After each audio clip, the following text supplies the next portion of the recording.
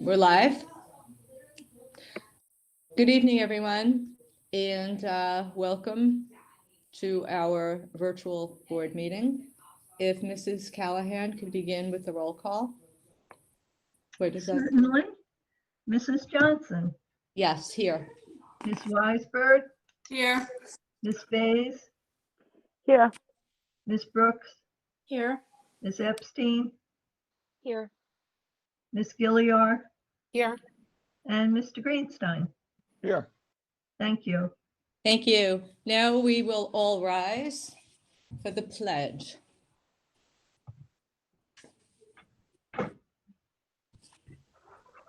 On the count of three. 1, 2, 3. I pledge Allegiance to the flag of of the the United States of America and and to to the republic Republic for for which it and stands, one nation, under God, God, indivisible, indivisible, with with liberty. liberty and justice justice for all. for all. Okay, everyone, thank you, and you can be seated.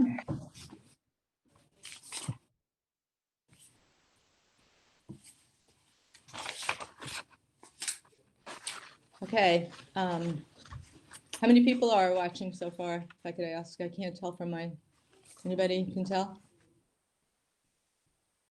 42, okay. Well, welcome, everybody, to tonight's meeting. Thanks for joining us.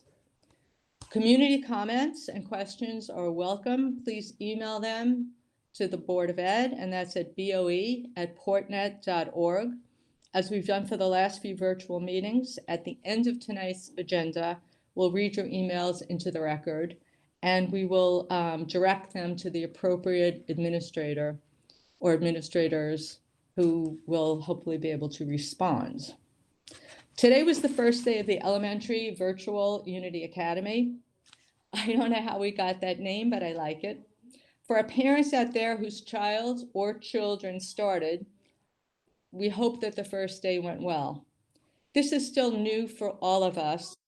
And like the in-school elementary plan and the hybrids and the FVLP at Schreiber and at Weber, the administration and staff are continuing to assess how the program is working for our students, and we'll be making improvements and modifications as we go along. I also want to announce that the district will be forming an anti-racism task force in the next few weeks.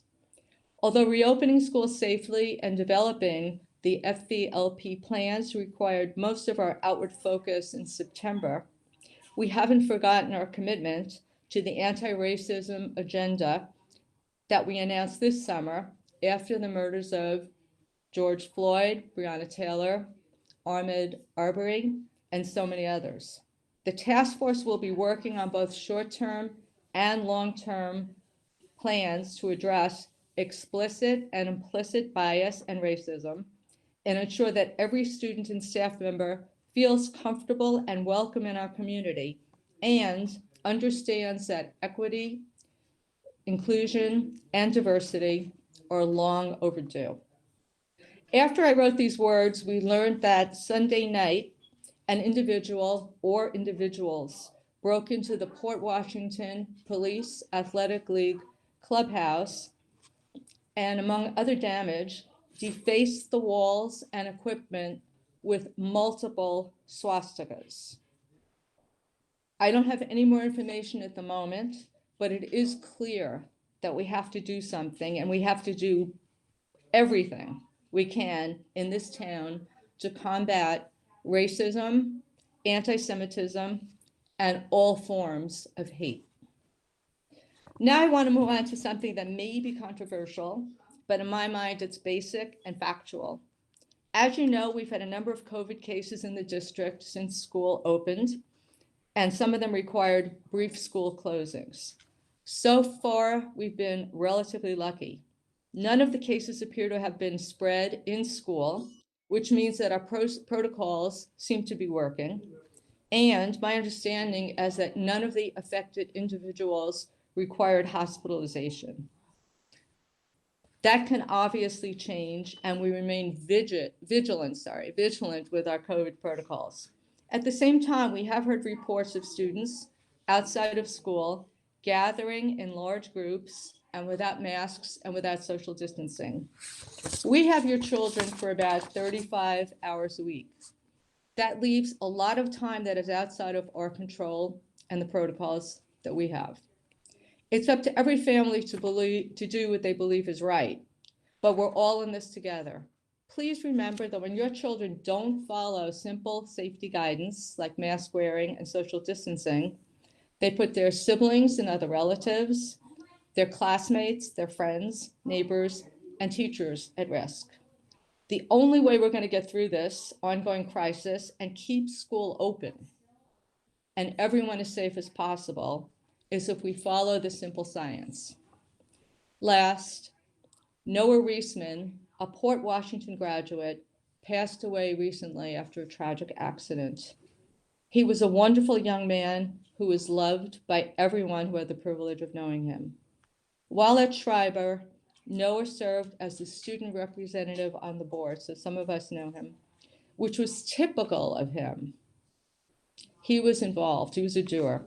He was outgoing, brilliant, incredibly kind, and committed to making the world a better place during his very short 26 years. And he actually did make the world a better place. Our hearts go out to his family and friends. May his life be a blessing. Thank you again for joining us tonight. And now let's get on to the work. Okay, going to make a motion for the adoption of the agenda of October 13th, 2020. Okay, Mr. Greenstein has a second. Mary, can you please do the honors? Certainly. Mrs. Johnson, Yes. Mrs. Weisberg, Yes. Mrs. Bays, Yes. Ms. Brooks, Yes. Ms. Epstein, Yes. Ms. Gilliar, Yes. Mr. Greenstein. Yes. Thank you. Thank you, Mrs. Callahan. Okay, as I've said before, community comments, please feel free to email boe@portnet.org. Next, we have the report of the superintendent. Dr. Hines. Great. Thank you, President Johnson. I'm going to turn it over to Dr. Shields real quick for an enrollment update, and then I'll take it from there. Thank you, Dr. Hines. Our last enrollment report was completed on October 7th, and we had 5,264 students. That is 176 students less than where we were this time last year. So we currently have 5,264 students. Thank you. Thank you, Dr. Shields. Good evening, everyone. And again, thank you, President Johnson. I know we have two presentations tonight, which I'm very much looking forward to.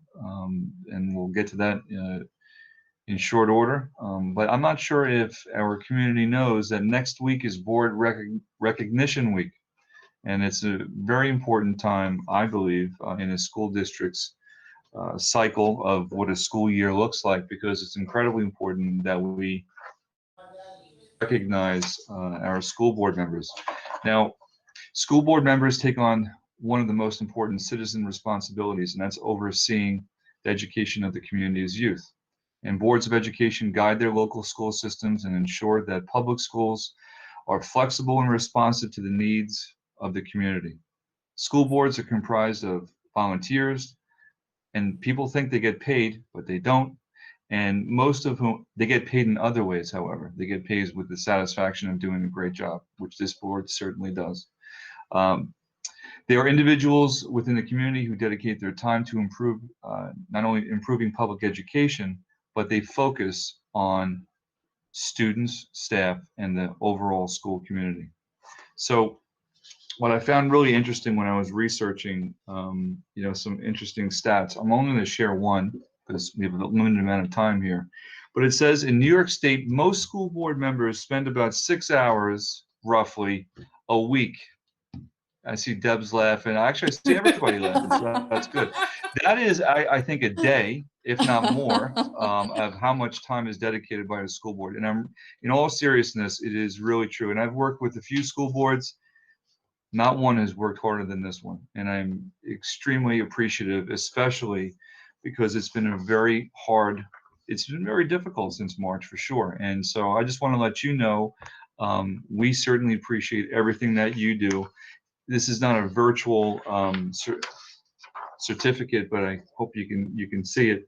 So you'll be getting something like this, and I have something planned for you next week when it's official, as far as when this important week kicks off. I just wanted to say thank you for everything that you do.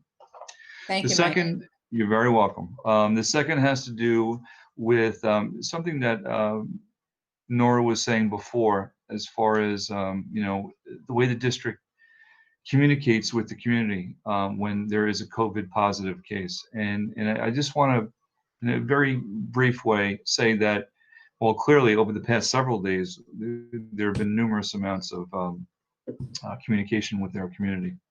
And I have to say, it's important for you to know that there's a lot that goes on behind the scenes with our COVID officer, Dawn Bowerman and Dr. Stephanie Allen, because they literally are working around the clock when we find this out. And they're always in contact with the Nassau County Department of Health. When we first find out, Ms. Bowerman and Dr. Allen, they notify me. And that's the first thing that has to happen, clearly. And then I notify the board, which is extremely important, of course, as well. But when we find out, sometimes we aren't the first to know when there's a positive case. Sometimes the community knows before we do. And clearly we would like to know ahead of time so we can do the things that we have to do. But sometimes it doesn't work out that way.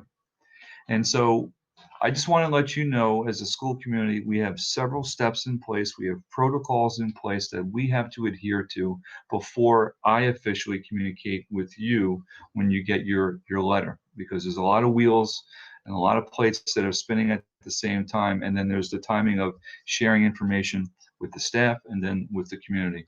So I just want to let you know that it's crucial that we follow what the DOH recommends, that we're all on the same page. Many times we go above and beyond what the DOH recommends, because the student safety is paramount and our staff safety is paramount. So we will continue to communicate with you, and we take everything very seriously. And I just wanted to mention that before we move forward. So I know we have two, like I said before, we have two presentations, and that's all I have for right now, Ms. Johnson. Thank you. Okay, thank you very much. I do believe that Larry has a question for Dr. Shields.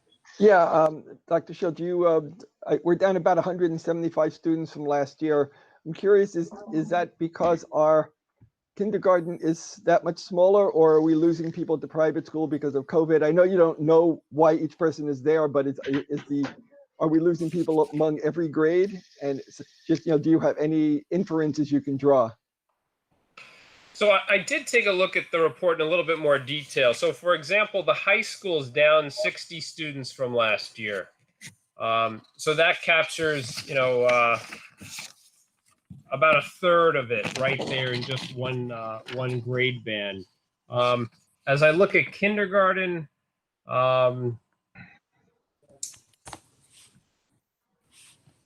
kindergarten was not that much different. But so it's sort of a smattering across all the different grade levels, a little up, a little down, but obviously more down than there is up. And it was a good chunk was in the high school. Okay, thanks. I appreciate it. You're welcome. Okay, Emily has a question for Chris too. Chris, you're on the hot spot. I do. I actually wanted to, I thought Larry was going to ask it, that's why I typed it now. So Dr. Shields, do those numbers include all of our fully virtual students? And do you have a number for that is part of that, or can you tell us what the fully virtual number is? I can tell you that this number of students that we have in the district, 5264, that includes all of our virtual students in that number. We have not pulled them out in any way because they're still our students that we're serving every day. Dr. Mioli, if you wanted, if Ms. Bays wanted that exact number, you have the exact number? I do. It is 178 students. Thank you, Dr. Meoli. I believe that Beth has a question for Chris. I do think. Thank you. Dr. Shields, I'm a little concerned about the numbers at the high school. Can we account for that number being lower? In other words, can we account for every child that has left the district? Do we have students dropping out, or are these students that we know for a fact have enrolled other places? I just know that this has become an issue nationwide, and I want to make sure that we're staying on top of that. I can get some information to the board on that number. Yes. Thank you. I just think it's important that we keep track of that. Thanks, Beth. That was a great question. Thank you.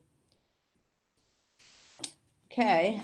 Now we can move on to the first of two discussion items for tonight. And I would like to introduce. Excuse me. What? Did I do we- miss something? Oh, I missed Do we minutes. have minutes? I'm so anxious to hear the auditor's report. I'm sorry. Okay, I'm gonna make a motion to approve the minutes of September 22nd, 2020 and September 24th, 2020. Do I have a second? Yes, Ms. Bays. Mary? Ms. Callahan? Certainly. Mrs. Johnson, Yes. Ms. Weisberg, Yes. Mrs. Bays, Yes. Ms. Brooks, Yes. Ms. Epstein, Yes. Ms. Gilliar, Yes. and Mr. Greenstein. Yes. Thank you very much. Thanks, Mrs. Callahan. Okay, now, without further ado, I am going to turn the meeting over to our auditor, and that is Ms. Tricia Lucas. Thank you. Good evening, everyone. I'm here tonight to present the audited financial statements for the year ended June 30th of 2020. Drafts were distributed for everybody to look at prior to the meeting, and I did distribute this to management as well, who has reviewed this prior to it going final. D'Arcangelo and Company conducted your external audit of the district. We also conducted a single audit of your federal funds due to the fact that you spent in excess of $750,000. And we also audited your extracurricular funds. So we're going to go over a brief summary of all those reports this evening. Pages 1 and 2 of the report is the independent auditor's report. The district did receive an unmodified opinion or a clean opinion, which is what you're accustomed to receiving.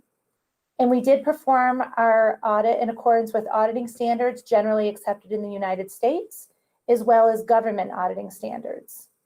In addition, all of the required supplementary information and other supplementary information is included in these financial statements. It looks like there are some PDFs that are going to be shared with you. Thank you. So this next page here is a caption of your management's discussion and analysis, and it does summarize on a district-wide basis your assets, liabilities, deferred outflows and inflows, as well as your net position. There was one item that I wanted to bring up on this page, and it was the fact that the district is in a deficit position district-wide at the end of the year, and it's about $236 million. I would just like to explain the reason you are in that deficit position is because you do have an OPEB liability or an other post-employment benefit liability recorded on your books in the amount of $368 million. So that is a required liability that GASB 75 requires you to put on. It is calculated by an independent actuary that the district contracts with, and we do use their numbers to include in your financial statements. So that's on a district-wide basis. The next page gives you a summary of your fund balances on a fund-by-fund basis. At the end of the year, your total general fund balance was $18.5 million, which is an increase of $4.4 million over the previous year. You did have non-spendable amounts of $1.9 million. Those are your prepaids, which is mostly insurance. And then you had restricted amounts of almost $6.7 million, which is an increase of $2.1 million from the prior year. You were able to add to some of your reserves throughout the year or at the end of the year, and you had 5 different reserves. You had your unemployment insurance reserve of $619,000. You had your 2 retirement contribution reserves, your ERS of $2.4 million. And then you did fund the TRS reserve in the current year of $925,000.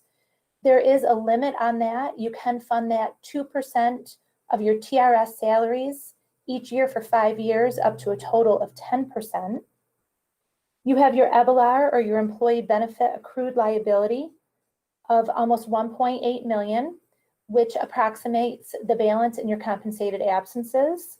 And then you had your workers' comp reserve of $937,000.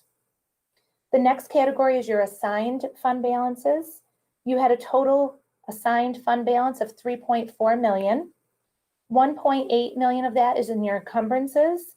And then you did appropriate for the subsequent year budget $1.6 million. So that was appropriated towards your 2021 budget. Your unassigned balance is $6.5 million, which is 3.99% of the subsequent year budget. In the prior year, you had 3.15%, so that did increase. And there is a compliance requirement that you stay below 4% of the subsequent year budget, 4% or lower. So you are right at 3.99% this year. Your school lunch fund, the fund balance increased about $30,000, and you have $1,087,000. Your debt service has restricted amounts of $253,000. And then your capital projects fund actually has a deficit of approximately $40 million. It's in a deficit position because you are funding your capital projects at the moment with short-term financing or temporary financing through BANs, which are bond anticipation notes. And once those capital projects are more complete or almost in completion, you will bond for those projects, and then that would reverse the deficit in the capital fund. So in total, you did have deficit fund balance of almost 20 million, but keep in mind 40 million of that was from the capital fund. The next page I'd like to look at is your balance sheet, and it is a fund by fund basis. The general fund had $34.4 million in assets. Most of that is up in your cash, your restricted cash, and then your cash and cash equivalents. Your liabilities were $15.6 million. And then you had some deferred inflows of the $185,000. I just want to spend a moment on that unavailable revenue. As you're all probably aware, in August, the state withheld 20% of your final payment from the 1920 school year that was to be payable at the end of August. And that 20% is not recognized as revenue in the current year. It is deferred in the funds, and it was recorded as unavailable revenue, and that was about $185,000. So that is reflected in your current year financial statement. So I just wanted to make sure that I pointed that out. And then your total fund balance was the $18.5 million, which we just spoke about. If you look over in the capital column, you'll notice midway down through the page, you have your bond anticipation notes. You had $45,895,000 in bands, which once again, once your capital projects are almost complete, you will then bond for the capital projects, and that would turn into permanent financing. If you please turn to the next page. This is your statement of revenue, expenses, and changes in fund balances on a fund by fund basis. In the general fund, you had $160 million in revenues, which is up approximately $5 million from the previous year. Most of that increase is attributable to your real property taxes and the STAR revenue that you get in. In addition, your state aid actually increased about $1.1 million. Your expenditures were $154 million. Those were very consistent with prior year expenditures. Your instructional line item actually increased 1.2 million, which mostly has to do with your salaries. But then your employee benefits actually decreased about $1 million, and that decrease was attributable to monies toward the TRS retirement plan. Those contributions. Excuse me, I'm sorry, 1 second. Could the, John, could you turn the page? I think thank you. Thanks very much. No, actually, it's the page before that we're still on. That page right there. So it's the expenditures in the general fund column midway down. There's $154 million in expenditures. So that's where we were looking. So your excess revenues over expenditures in the general fund were just about $6 million. You did transfer out about 1.5 million. So in the general fund, you had revenues over expenses of about $4.4 million. The school lunch fund had revenues over expenses of about $30,000. The debt service had revenues over expenses of about $87,000. Most of that was interest earned on those monies in that fund. And then the capital fund actually had expenditures over revenues of $10.4 million. Once again, due to the fact that you're spending money on those capital projects, and then that permanent financing will come in later on. If you please turn to the next page. Up at the top, I just wanted to point out note 10 is your long-term liability note. This just details out the what consists of your long-term liabilities. And in your serial bonds in the current year, you did have a refunding of a bond. So you refunded approximately $7 million. And so you have a new bond in the current year of $6.6 million. And then down below under the other post-employment benefits, your OPEB liability, which once again are the benefits that you provide to your retirees upon retirement for health insurance, increased about $40 million. And we will look at the components of that actually on the next page. Down at the bottom, you can see you started out with $328 million of a liability.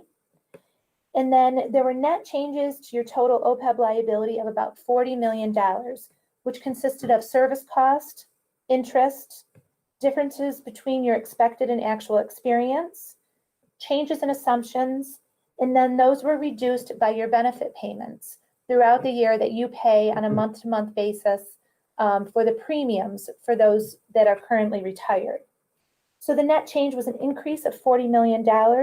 So once again, you do have about a $368 million liability on your books for that OPEB calculation, which the actuaries do provide to you. It's a large liability, so I'd just like to kind of go over that. The next page is your budget to actual for the general fund. So you have your original budget all the way over to the left, your final budget, actual numbers, and then a variance column over to the right. For the 1920 year, you actually had $1.7 million in revenues over budget. There were 3 line items that contributed to that. Your use of money and property, which had a budget of $600,000 and $1.2 million came in. That was attributable to the premium that was related to the bond. And then your sale of property and compensation for loss, which isn't budgeted for, but there was $443,000. And then miscellaneous had about $500,000 over budgeted. Your expenditures were actually under budget by $3.3 million. The 2 largest line items were pupil transportation was under budget by $586,000. And then your employee benefits were under budget approximately $1.1 million. Again, the TRS contributions decreased about approximately $1 million, and that's why the employee benefits were down for the current year. So you had $3.3 million under budget, which is approximately 2% of your total budget. The next page, down at the bottom, is the calculation of your unassigned fund balance. And once again, you are at 3.99% of the 2021 budget. So that's calculated at the bottom. And then the next few pages, the next two pages, pages 53 and 54, is your independent auditor's report on internal control over financial reporting and on compliance. And I'm happy to report that the results of our test disclosed no instances of non-compliance that are required to be reported under the government auditing standards. Pages 55 and 56 is your independent auditor's report on compliance for each major program and on internal control over compliance. And in the second section up from the bottom is the opinion, and the district complied in all material respects. So a clean opinion in this letter as well. The next page, actually one more, thank you. This is your schedule of federal expenditures. And the district spent almost $2.2 million in federal funds. And once again, that triggers a single audit because you spent in excess of $750,000 in federal funds.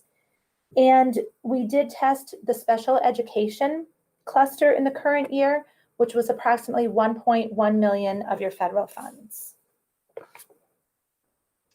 The next page just gives you a summary of the auditor's results.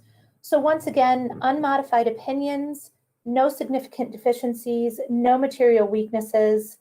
That third box up from the bottom on the right discloses once again that we did audit your special education cluster. And I'm happy to report in that bottom box over to the right that the district was classified as a low-risk auditee in the current year.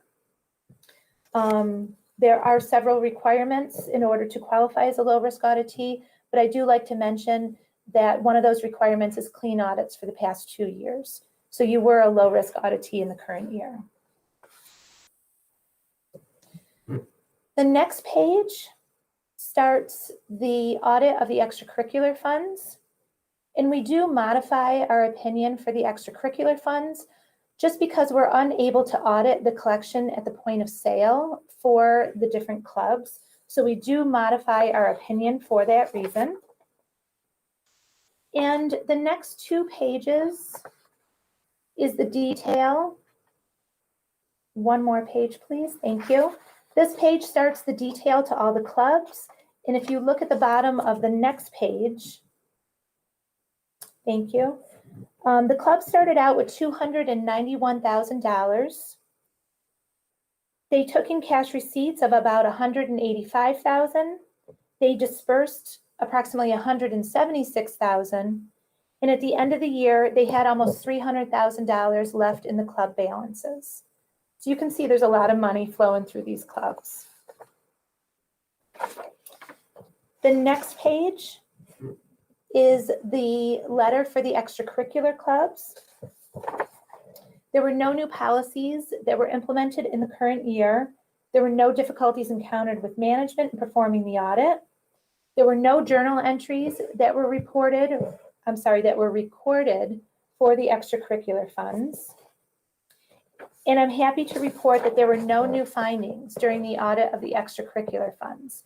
There are a couple findings from the previous year that we'll go over in a moment. The next 2 pages is the required communications letter for the district. The district did not have any new standards that were implemented in the current year either. There are 4 large estimates that are inherent in the financial statements of the district. We talked about the one, which is your OPEB liability.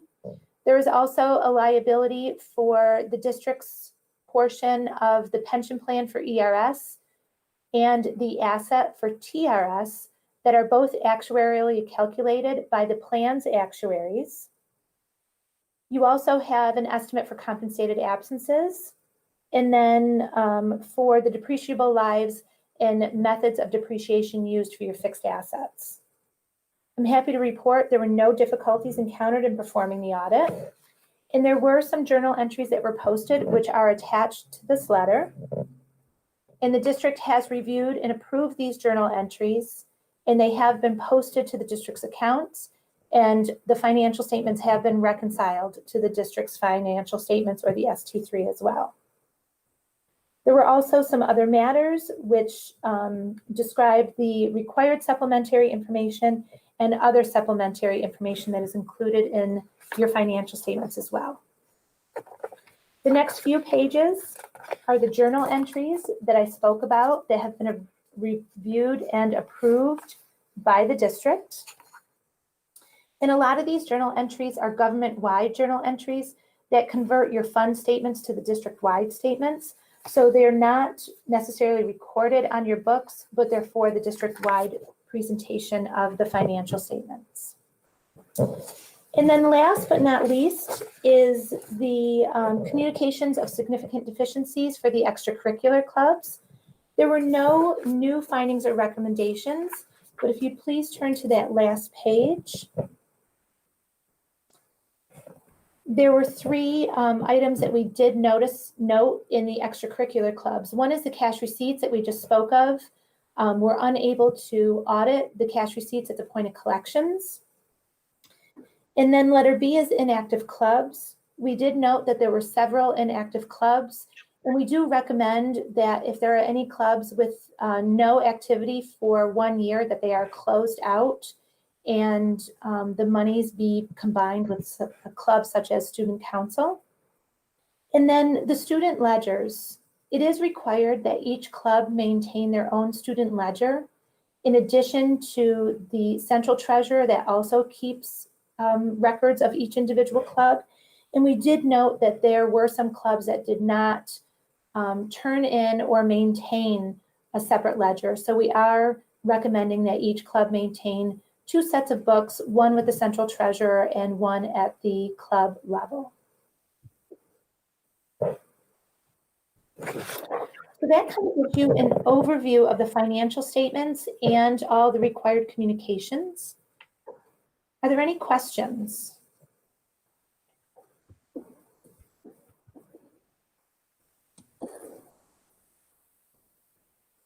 Okay. Larry has a question. Oh, sure. Yeah, okay, I sort of wrote them down. In the journal entries, I noticed that you reduced land improvements and put that into depreciation. For these purposes, we depreciate land? Or what is a land improvement as opposed to a structure? Do you mind just telling me which number that journal entry is? Well, I know that the difference is on page 11, but let me go back and find the journal entries. Journal entry. Oh, it's near the top. Journal entry number 2.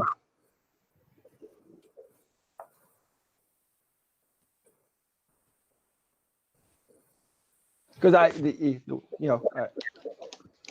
land generally isn't depreciated, so I'm just curious as to why land and what a land improvement is. But is the description to post depreciation expense? Yeah. I just want to make sure I'm looking at the right one. Yes. I can get you the detail behind those land improvements. That is a standard journal entry, and that account just might be not described properly, but I can certainly give you the detail behind that. Okay. I mean, no big deal. Also had a question on page 17. Could you tell us what the special fund is and how it operates? Yep.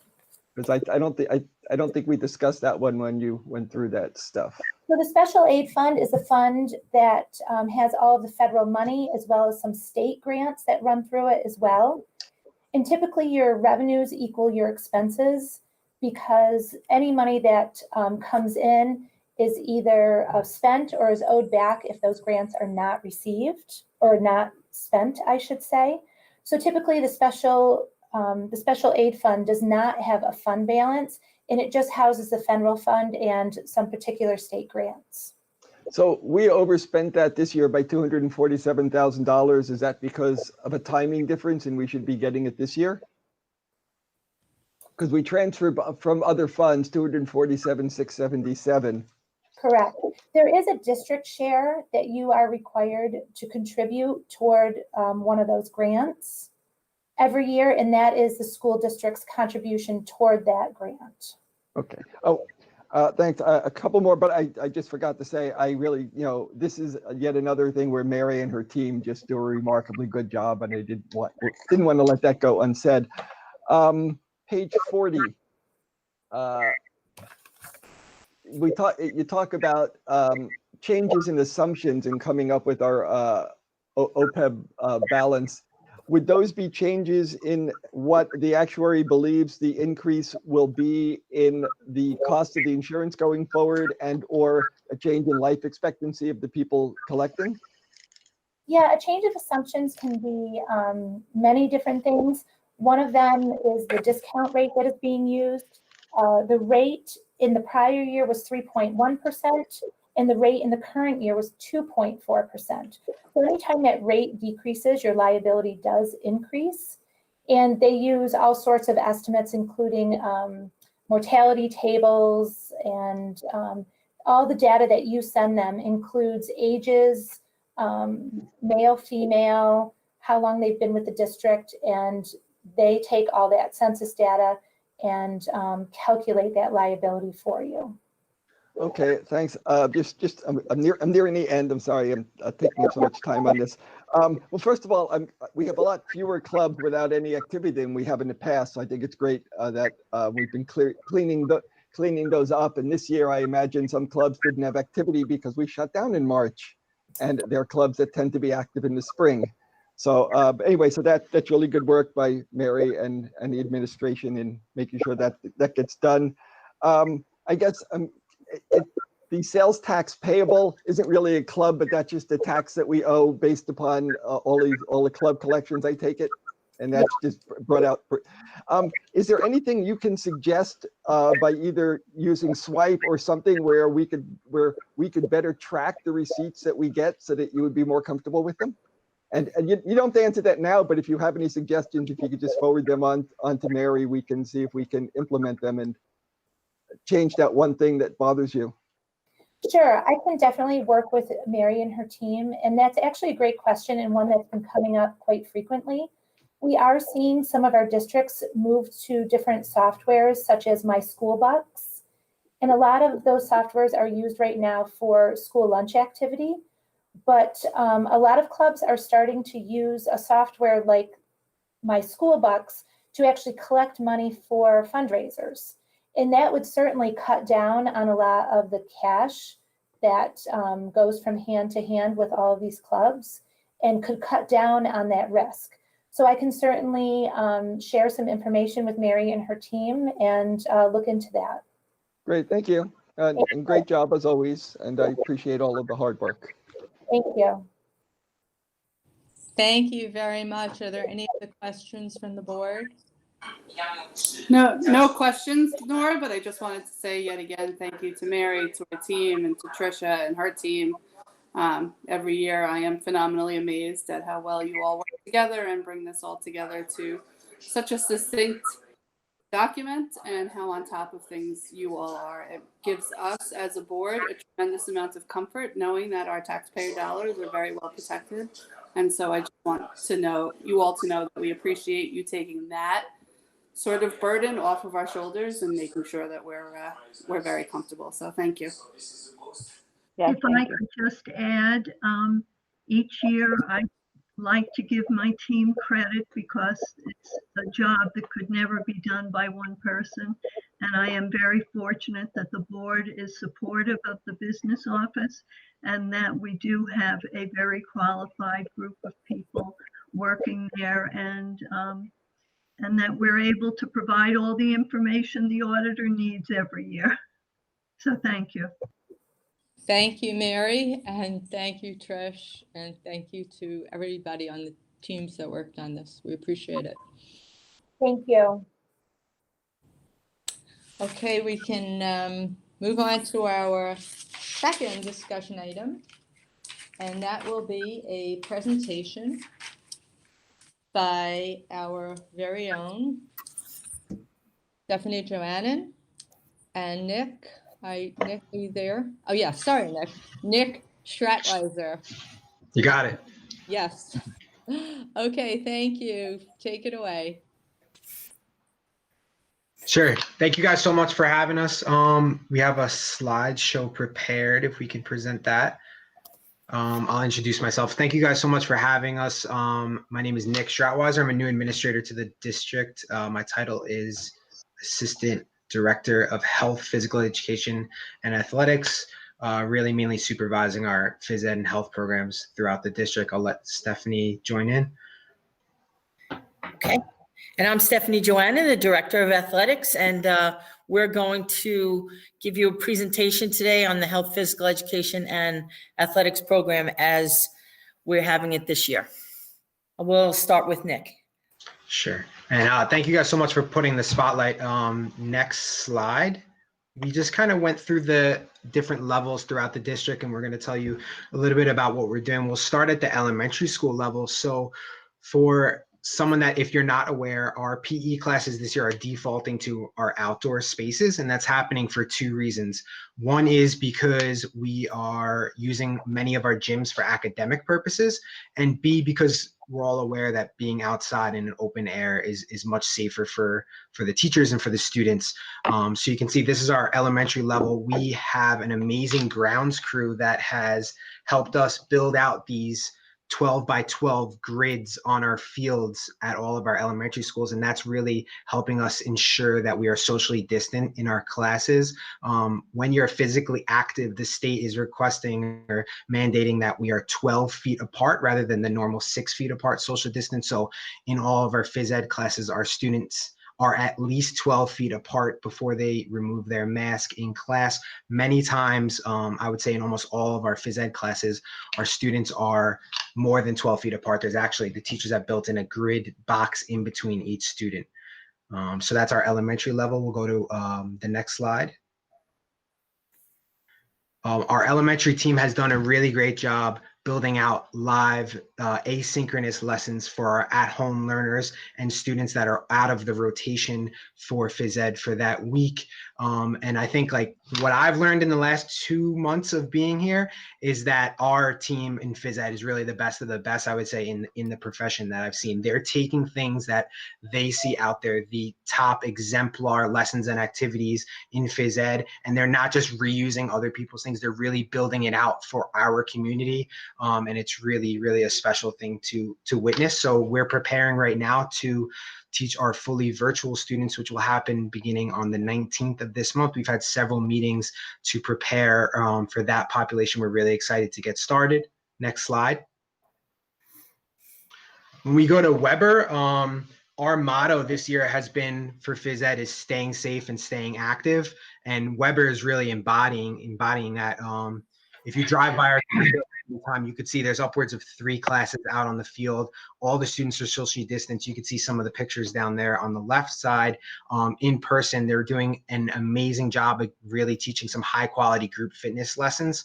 And then on the right, they're building out these interactive videos where they're doing exercise tutorials and they're doing live lessons for our students that are at home as well. Next slide. At Schreiber, again, it's really high quality phys ed in person, and we're socially distanced and we're safe and we're active. But we're really excited about is beginning next week, we're going to be live streaming all of our phys ed classes to the students that are at home, so that when you're in school, you're getting really, really high quality phys ed, you're active and you're engaged, but when you're at home, it's the same thing. So if your students are coming out of their bedrooms and they're soaked in sweat, that's exactly what we're looking for, and we're getting them very much active. Next slide. And then just quickly on health ed, we wanted to say that our health ed team has done an incredible job seamlessly blending our at-home learners and our in-person learners. If you step into one of our health classes, it is almost, you wouldn't even know who's at home and who's in person, because the discussion and working on projects and things like that are happening almost like a seamless. It's incredible to see and to witness. So shout out to our health education team at both Weber and Schreiber. I'm going to hand it over to Stephanie for the next slide to talk a little bit about athletics. Okay. So I'm going to fill you in on what's new and happening in athletics right now. As all of you know, it's been 7 long months since our student athletes have been on the fields and our coaches have been on the fields. So I'm happy to announce right now that Nassau County has a plan to start up sports in 2021. So if we get the next slide. All right, I can show you. We're calling it a condensed high school sports season for 2021. And it's condensed only because 3 seasons are happening over 6 months. And whereas a sports season might have been 12 weeks or 8 to 12 weeks, they're all going to be about 8 weeks. The 9th week is going to be a culminating activity in a county championship. So you can see right here, we're planning on starting our winter sports as they would be in the winter on January 4th. And the season will end on February 26th. And the sports we have are the same sports that would happen in the winter. Boys and girls basketball, boys swimming and diving, boys and girls bowling, competitive cheer, quartets, wrestling, gymnastics, and boys and girls indoor track. After that season, the fall sports season, which would have been happening now, is going to be starting March 1st, and that season will run until April 21st. So they'll start in the cold, they'll end in the warm weather. Those sports will be football, boys and girls soccer, girls tennis, boys and girls cross country, boys and girls volleyball, sideline cheer, quartets, field hockey, and girls swimming and diving. And then the spring sports will begin April 22nd and end June 14th. And they include boys and girls lacrosse, baseball, softball, boys tennis, boys and girls track, girls badminton, and boys golf. And if by chance the state decides, like they did last year, to not have regents exams, then we're going to extend the spring season till June 19th to give those athletes more of an experience, something they didn't have last year, and possibly end in a state championship. Okay, next slide. Okay, so this just gives everybody just a little bit philosophy and puts to bed some of the rumors. So every sports season is going to be equitable in length. They're about 8 weeks long. The philosophy is to get the most amount of games in that 8 weeks as possible, and using a 1 week overlapping week for a culminating activity, whether it be a county championship, Long Island championship, or state championship. All sports were kept in their sports seasons, and there's a possibility of extending the spring sports season, as I said, if there's no regents. Any athlete can play 3 sports, and any coach can coach the sports they would normally coach. So nobody's in a position to have to choose, and that was a very big thing with us in the county. Next slide. So this is for the community at large. There's going to be a lot of information that's going to come out of my office in another month. Right now, it's a little too early, but with the winter sports season coming up January 4th, there are some things that parents, you need to know about clearances. So sports physicals are good for 12 months. So if your child has not had an updated physical leading into January, they need to get one. So one thing we're just saying is start making the calls to your doctor's offices, because as you know, they'll fill up and you don't want to be shut out of the sports season January 4th. Also, since the sports season is going to start the day after we come back from the holiday break, December 18th would be the last day to get in all your information to the medical office. So you have that here, and you have plenty of time to plan, but January is going to come up very soon. Just a reminder, there'll be much more information coming out of my office in the next 3 or 4 weeks as we are working on how we're going to reopen sports. And that communication will be on the Schreiber Athletics webpage. I have Twitter and Instagram at Portwash AD, and any letters I send out will go to the entire Schreiber community, parents and students. And the last thing from this slide before we go to the next one is middle school sports right now are on pause. That's the word we're using right now because there are so many more logistics to work to get high school sports up and running. Today, there was a 2.5-hour meeting just to get schedules, and there's a lot more things that we need to do. So in about probably 4 to 6 weeks, there'll be some decision on middle school sports. The consensus around is everyone does want to have middle school sports. We just can't come up with that plan just yet because the high school sports still need more planning. Okay, next slide. And just to give everybody out there right now, reopening sports is going to be a lot of work, and we want to do it the right way. So we just want to share with you one part that we've been working on, the health and safety plan. And I'm going to turn this over to Nick, and he can talk about some of the things we're doing so that we will know where every athlete and every coach is every minute of every day. Yeah, thanks, Stephanie. Forward thinking for the spring in January, when we come back for sports, it's going to be really important for us to be aware of who's on our fields at all time. So what we did is we basically adopted and modified the district's health screening form that we use as staff members to check into our buildings every single day. We created a form using the same language for our student athletes. So this is going to be completed each and every day before they get out to practice. We have a QR code that we created that's going to direct all the student athletes to the form that can be accessed on their phones in school or on a computer at home. We're going to have the QR code basically, plastered all around our gyms and locker rooms. It's going to be on our social media and on our website. And the students will fill out the form prior to stepping on the field at practice. We're going to set a designated time, and then we are going to be able to take a look at the results of that form and really get it out to our coaches live and in person so they can check as they're on the field and they're stepping on the field for the first time that day to see that everyone that's on the field or on the court is supposed to be there. In addition, the other thing that we're doing that's different than we've done in years past is our coaches are going to be taking live attendance in the moment that we can then remotely check and see who's on the field. So if you're thinking about, a positive case comes up and we're talking about contact tracing, Stephanie or I can be, really anywhere and be able to check on our phone a live attendance to say, yes, that student athlete was at practice on Monday and Tuesday of that week, but they weren't there on Wednesday. And that's going to be really important for us to make sure we know exactly, like Stephanie said, where our student athletes are at every moment. Next slide. And this slide is our contact information for anybody. The office number goes to all of our numbers, and it's our emails and our Twitter and our Instagram accounts. Thank you guys so much. We appreciate it.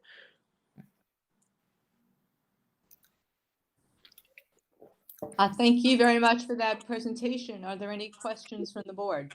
Deborah? Thank you. That's really informative. Can you, I have a rudimentary understanding, just enough to be dangerous, of this process, but can you explain to the community, this is not a decision that's made at the school district level. There's an umbrella organization that is controlling and coordinating all that. Could you maybe just explain that a bit for some people who might not be familiar with it? Sure. Including Well, sure, Deborah, thank you. Actually, the people that start this is all the Department of Health. They make the determination on, for instance, that you've heard, low risk, moderate risk, high risk sports. They make a lot of decisions on anything that has to do with athletics and academics. Then the governor gets involved and makes decisions based on scientific data as to what he will allow or won't allow.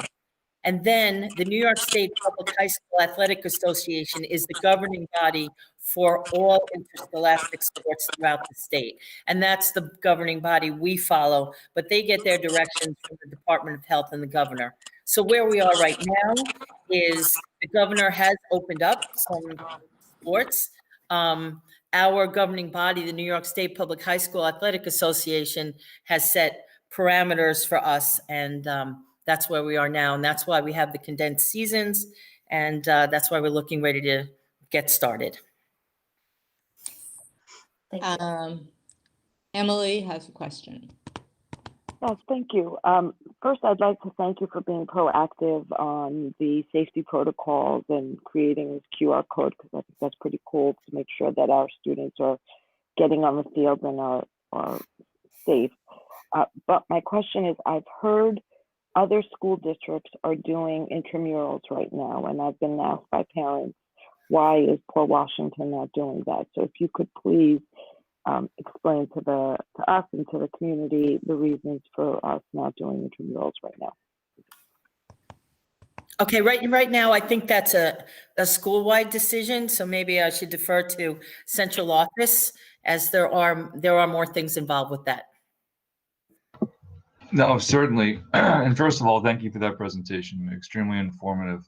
Yeah, my understanding with intramurals, there are some logistical things that are a concern for us right now. And by the way, my understanding, and Stephanie, correct me if I'm wrong, of the 56 school districts in Nassau County, is there a lower percentage of school districts that are participating in intramurals, or have you heard anything of that number? Right, there are 11 out of 56 that are. So part of the difficulty is the use of our gym space. Clearly, that is taking up a lot of our room for intramurals to take place. And if we just offer, intramurals outdoors, from an equity issue, there are concerns there. So we've had a lot of discussions about that, but at this moment, we're not running intramurals. Thank you. Hey, Larry has a question. Just a quick question. I assume that if a student is fully virtual, they cannot participate in athletics, or can you decide school is unsafe, but basketball is fine? Actually, if they are part of our cohort and if they're part of our district, they are eligible to participate in sports. Stephanie, that would be similar to students that are out of district placed by the district, correct? Correct. The only thing that it doesn't include are students that are homeschooled and are not part of a cohort in the district. Right, and those that have self-selected to go to private school, correct? Correct. But do we know that there are students who are fully virtual who are trying out for sports teams, or have those rosters not been set yet? Those rosters haven't been set yet. We don't really know. Okay. It'd just be interesting for somebody who thinks that like COVID disappears at 2:45. So. Okay, any other questions? Because I just want to make a little announcement. All right. Thank you. Thank you very much. And Ms. Joannan and Mr. Stratweiser and Dr. Allen, Stephanie Allen, will be at the community conversations on October 20th. Parent Council is holding community conversation. I'm not going to call it a forum. And it's October 20th from 7 to 8 p.m. It's going to be on Zoom. People will hear more about the athletic program and more about physical education. Dr. Allen will be speaking about pupil services and different social and emotional learning opportunities, from what I understand. I do believe that a link, this is actually on our website, so if anybody wants more information, and a link is going to be posted by Adrienne Kane, who's the president of Parent Council, on the other chat. I don't know how it works. But anyway, the link, you can get the flyer on our website, and I do encourage everybody to participate. It should be very interesting. So thank you. Okay, we are now, thanks again to our guests, all of our guest speakers. Now we're going to move on to committee report. I say the word community so many times, but I mean committee. Policy and personnel, we have our chair, Deb Brooks. We had a meeting since the last. We haven't had a meeting since the last board meeting. I recapped our last meeting at the last board meeting, but we do have another meeting coming up. I want to say Wednesday, the 21st. It is every third Wednesday. I believe it begins at 9:30, and we're working on the agenda, and it will be posted soon for the public to see. Great, thank you. Budget and facilities, I'm going to ask these questions, I should know the answer, but Beth, did we have a meeting? We sure did last week. Okay. You were there. You were. No, I know we had a meeting. I just wasn't sure where it's We met the board meeting. We met last Monday, October 5th. We discussed, we had continuing discussion on the pandemic expenses. We had some continuing discussion and updates from Mr. Rostano on our facilities upgrades, things such as the sinks that have been installed and things that are on order and other changes to the buildings. And we have learned that things are quite on track, and he's had some success with some good vendors, and we're doing pretty well with that. And then we had an additional conversation about the Salem roof, as we had a little bit of a leak and an issue over there. That has been successfully resolved, and we are on track to continue with the construction on that roof and replace it over the summer. But they are working to perhaps escalate that project to one of the school breaks if necessary. So everything is being done so that if we did need to pull the trigger a little bit sooner on that, we would be able to do that. So happy to report we had an excellent meeting. It was actually about 32 minutes, which was crazy, and it was a record. It was a record, and some good updates, and everything's moving on track. We do have to keep an eye on the pandemic expenses. That money is not an unlimited fund, and so we're going to just keep plugging along and doing the best we can here. And I would just I'll say our next meeting is November 2nd at 1 p.m. Okay, thank you. We have not had a curriculum, but, oh, sorry, I was muted for a second there. Rachel, would you like to say anything about curriculum? Do we have a date for our meeting? I feel like the first curriculum committee meeting has a lot to live up to with all of this lead up to it at this point. So no pressure, Dr. Mioli. But the curriculum committee is still working on setting a date, but it will definitely be on the calendar this week, and we will have our first meeting very shortly. Okay, and it's going to be great. amazing. It's going to be amazing. I'm just saying.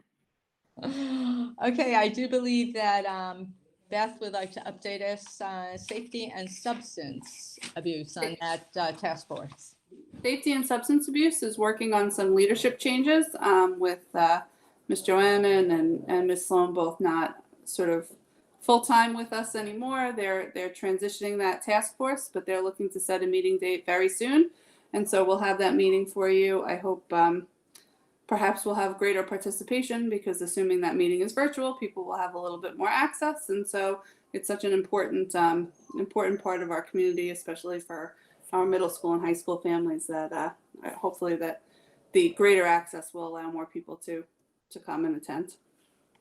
It is open to everybody. If you are not on the task force and you see that date on the calendar, please feel free to join. Okay, thank you. I'll say that for diversity committee, we had one meeting over the summer, and we will be restarting our monthly meetings. The next one will be in November, and the date will definitely be posted and published.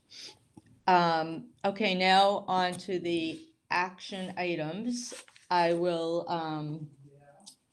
before I go through, I just want to mention 2 donations before we go to the consent agenda.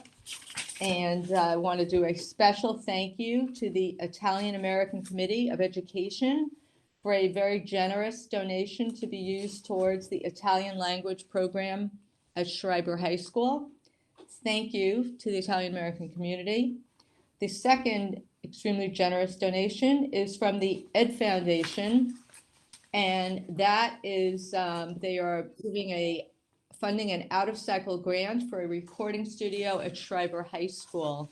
Thanks again to the Ed Foundation and for all the amazing work that they do and the contribution that they make to the school district. We really appreciate you guys. Okay, I'm gonna make a motion for the approval of items 10.1 through 10.6.2A. Do I have a second? Are we not doing the board policy as well, or? That comes after. Okay, my apologies. I'll second. Okay, Mary, could you do the honors? Certainly. Mrs. Johnson. Here. Mrs. Weisberg. Here. Ms. Faith. Yes. Ms. Brooks. Yes. Ms. Epstein. Yes. Ms. Gilliar. Yes. Mr. Greenstein. Yes. Thank you. Okay, thank you, Mrs. Callahan. Okay, item 11, which is board policy. We have,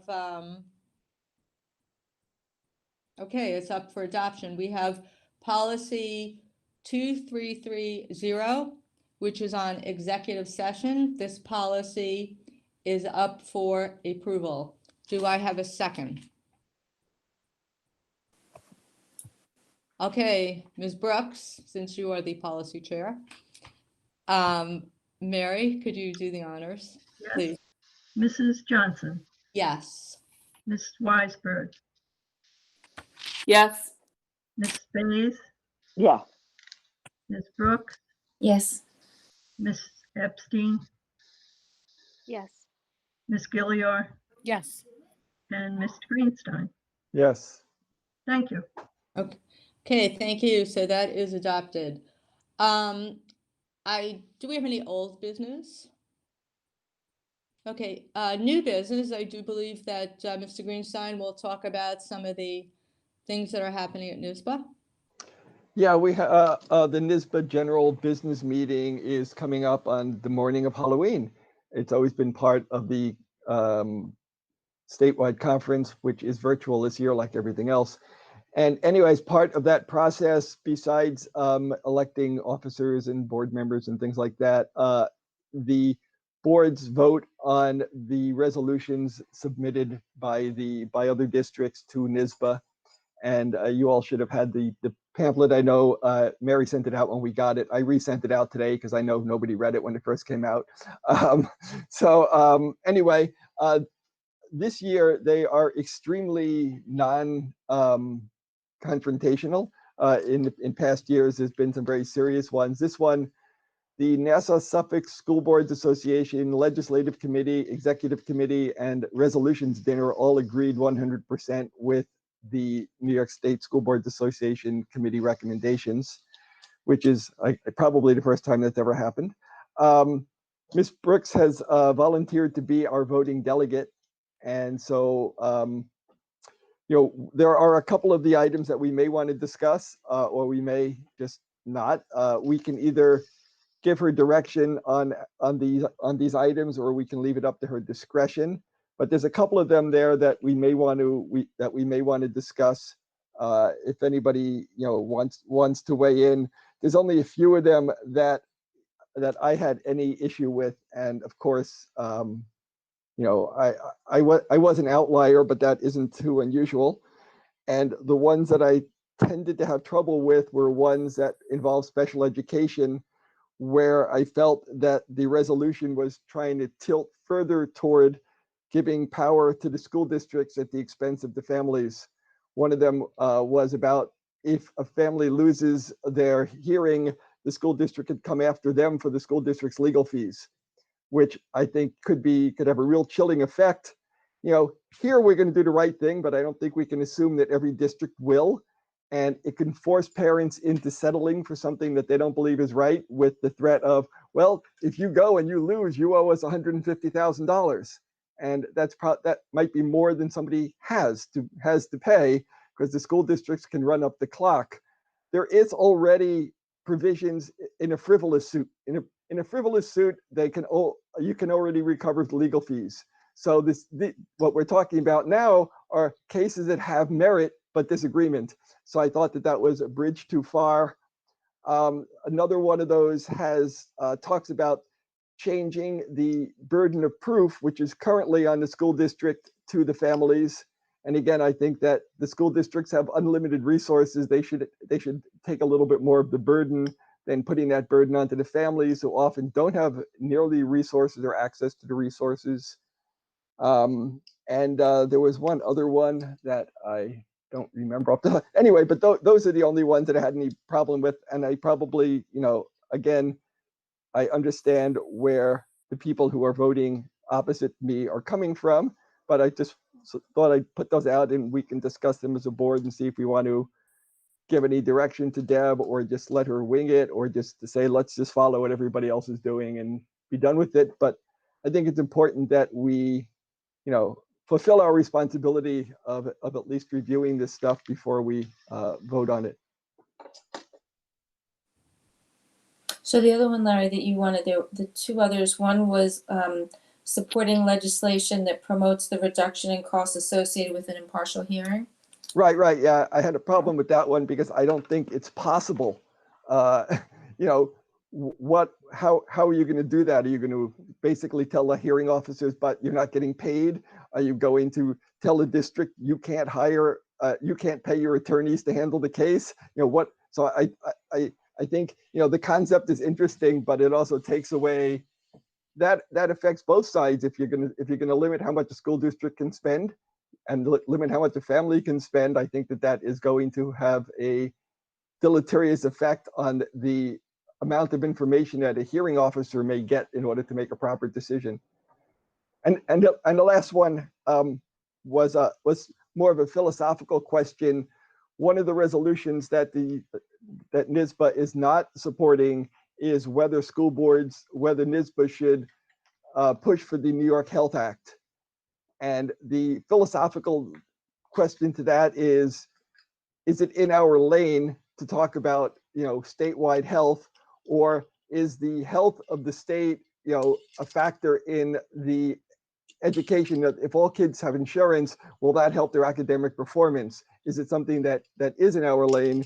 The other issue that people brought up is any additional money that goes into healthcare which is the largest part of the budget, comes out of the second largest part of the budget, which is education. So they said we might be hurting ourselves. Of course, if we no longer have to pay our night shift premiums, that could be a savings, but then that would end up becoming a negotiation tactic. So anyway, so that was more of a philosophical, and I understand it from both sides, and tend to agree with why they came out in opposed to it. Anyway, so those are the four items that I thought we might want to talk about or see what anybody else is thinking. The others are really sort of mom and apple pie. Does anyone have any comments on this? And when is the vote, the meeting? To 8:30 on October 31st. And oh, right, you can said learn. Halloween, right? Right. And although each district gets one vote, it is an open public meeting, and anybody can watch the proceedings if they so choose, if they're awake that early and have nothing to do. But a link will be made. You do not have to be going to the convention in order to be part of the business meeting. So, anybody here can, or in the community that wants to watch a bunch of school board people bore each other, they can. And Larry, are they giving you a paddle to vote? No, Deb's going to get the paddle. All right. Lucky you. So, and these resolutions do not have the force of law. It's just how NYSBA is being given direction by its member units and how to proceed with advocating the legislature and other bodies. Yes, that is correct. We do not. They come up with the position statements, but they do not come up with regulation or legislation or anything else. It's just sort of stuff that's available to them when they're having their discussions. Oh, we're talking about this. By the way, we have a resolution that says we should, cap charter schools at, so if you're going to do this, we want you to look at that, et cetera, et cetera. Because again, NYSBA doesn't have unlimited funding either. Okay. All right.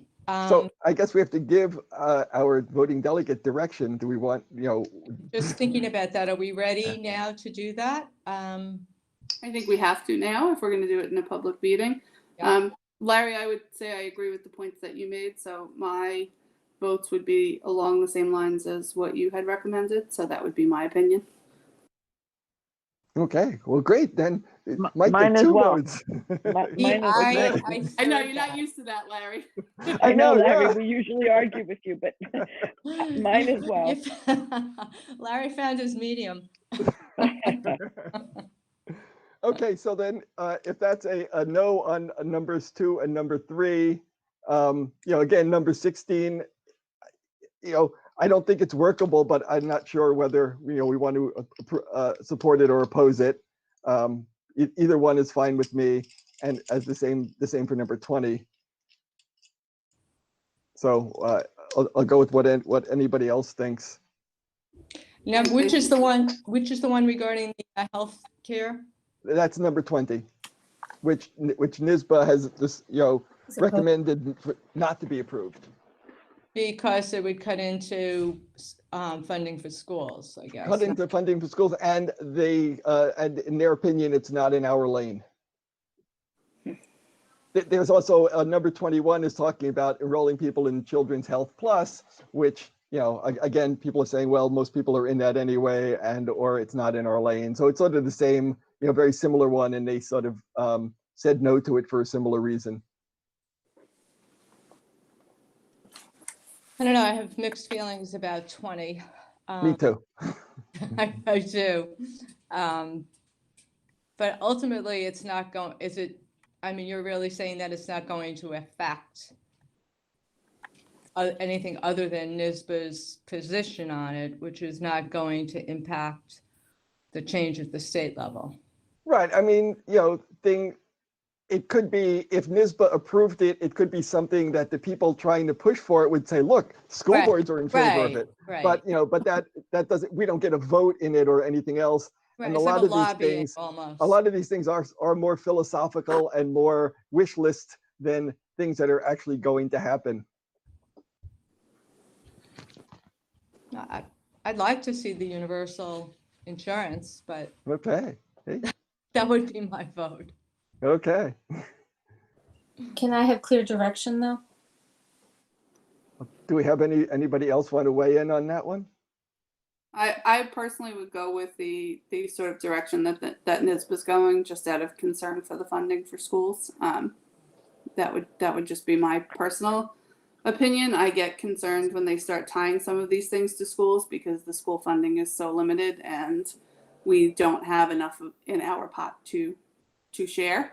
There are other pots I'd rather see hit. So No, I understand that. Again, that's why this is sort of a harder and more philosophical question. I agree with Beth on that as well. I understand where you're coming from, Larry, and it is a philosophical question, but I would also be very wary of anything that may take away funding from schools, especially, and we haven't mentioned it, but especially as we're talking, we've been told that in November, the governor could potentially give cuts to the school districts and in our budgets, and which would not be a good situation. We heard our auditor say earlier that we had an increase of 1.1 million in state funding last year. That is not something we want to be losing. I would go with what Beth is saying as well. So 2 and 3, we've got you. Well, okay. Anybody else want to weigh in on 20? I do agree with I what think Beth Deb is saying. wants direction. I agree also with the point Beth made and Emily concurred with as well. I do agree that we're in a crunch financially, and with the philosophical aspect of it. It's as great as it would be, but since we don't have all the money in the world, anything that would take from the educational system would be detrimental. So that's my feeling on 20.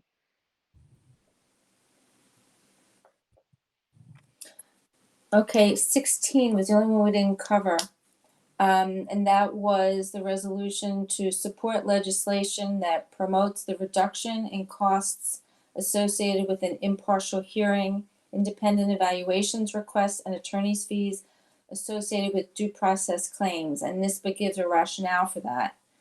And they talk about the fact that these things are very expensive. The financial cost to a school district can be significant and in some cases staggering.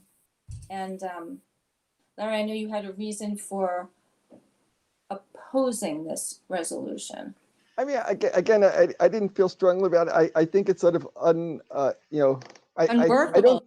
I think it's very unworkable. I also think 3020A is a more important waste of funds than than special ed impartial hearings. I think that they can tend to drag on longer and cost more money. But but again, to me, it doesn't matter whether NISBA pushes for it or not, because I don't think there's any way for it to ever happen. But I'm okay. It was just one of them that I sort of had had a question on, because it wasn't just like such a slam dunk as many of the others were. Larry, I'm kind of a no on this one also. I'm not in favor of anything that limits the hand that parents can play. We happen to be sitting in a place where we're in a district where we do tend to do the right thing for our students and our families, but that is not the case everywhere. And I understand the financial drain, but that financial drain exists now because districts across New York State have not been quite so even-handed and quite so conscientious with their special education students. And I am not in favor of anything that would eliminate that. I don't think that this would change anything for us personally as a district, because we do the right thing anyway. And we don't really force these issues to the extent that some districts do, but that is not the case everywhere. And I would be a hard no on this one. Yeah, I mean, I'm with you. I just thought even if it were a yes, it wouldn't happen. But yeah, no, I agree with you philosophically that anything that and I guess I sort of like to see if Dr. Hines has any opinion on these being wearing two hats. I think you can probably, give us a perspective that may be helpful if you don't mind. No, not at all. I'm actually, Larry, in agreement with everything that you have stated and stood for. And Beth, your last point, I 100% agree with you, by the way. For those of us who have been around these types of resolutions where NYSBA, has school board members voting, some people think it's frivolous and it's not going to go anywhere. And there are some school boards who take it very seriously. And I'm happy to see that this one takes it very seriously. So I agree with everything, Larry, that you've been saying. And Beth, I'm glad you just brought that last thing up. Yeah, I agree with that. I mean, it doesn't happen here, but I do agree with your analysis, Beth. And so. Great. So I guess we have direction for Deb is to no on 2, 3, and 16. I think Rachel wanted to say something also. Can I add just one comment? Sure. Can you hear me? Yes. Sorry, my picture is frozen on mine, so I thought I might be frozen. I agree with basically all of what's been said. These were really good points. I just wanted to note also, though, that the way these meetings happen, there's live discussion of these points, and many other people from many other school boards sort of debating the issue. So I just want to add that I also trust Deb completely to be our emissary and to listen to the points that are made publicly, because I think if that conversation matters, it has to be that she goes into it with our trust to be our voting member, and doesn't feel that she needs to not even be listening to the conversation at all and just vote as directed by us. And I think everybody here agrees with me on that, by the way. I just wanted to make sure that Deb knows that she's getting her marching orders. No, I mean, absolutely, because somebody from another district could bring up something about one of these resolutions that we just hadn't thought about or considered, that may be like, oh, wow, how come we didn't think about, so yeah, so I certainly agree with you that Deb has our proxy and our and the sense of the board, but no specific, you must do it this way or we're going to whip you or anything. Yes, you have our proxy, Deb. Thank you. Larry, thank you as always for the briefing on this stuff. Thank you, Larry. You're welcome. Very comprehensive. Okay. Well, it looks like 9:30. It looks like we are finished. Nora, are we reading any community comments? I don't see any comments. So I don't think any of them they were all emails directed for an answer. I should have mentioned that. Yes. So we will make sure all those emails get forwarded. I think actually we have forwarded them all to appropriate administrators. Yes. That may be the latest one, and we'll send that one on as well. And how many people have we lost with our last discussion? Everybody. What are we down to? Well, still in the 70s. Yeah. The attendance is down though, right? I mean, what do we have? What did we have at the peak? Oh, okay. We certainly are not at the hundreds and hundreds of people that we were at, a month ago. So, yeah. I mean, with no offense intended to our really, really competent, amazing auditors, it's not exactly something that brings the crowds out. I don't know. The athletics, I thought the athletics and phys ed, you never know. That might have been a bigger draw. Well, people can watch it streaming also, so perhaps they're doing that. But okay. Are you guys will feeling I sad? think I was gonna think say, there's some sadness in the voices. there is, You but I lit- think we should all take this as a happy sign that people were attending when they were unhappy, and that the numbers of unhappy people have lessened, and that is why the interest is waning. So I think that's a good sign.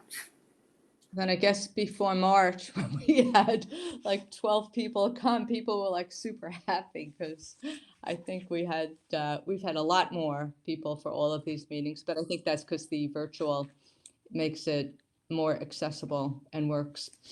Well, Okay. we had the virtual before. People were streaming before. We just didn't know how many there were. There were people certainly watching from home. Not that many, I mean, as far as I recall, but I think it was always about 40 to 50 that streamed the meeting at some point. Yeah. okay, But it is easier to hear this way. Yeah. All right. I wanted to end it. It's 9:32 now. Okay, I was hoping to end at 9:30. All right, the next meeting is November 10th, and the one after that is December 8th. Of course, it'll be posted with links to join. I want to thank everybody for being here tonight. Thank the people that have been watching, and see you soon. Thank you.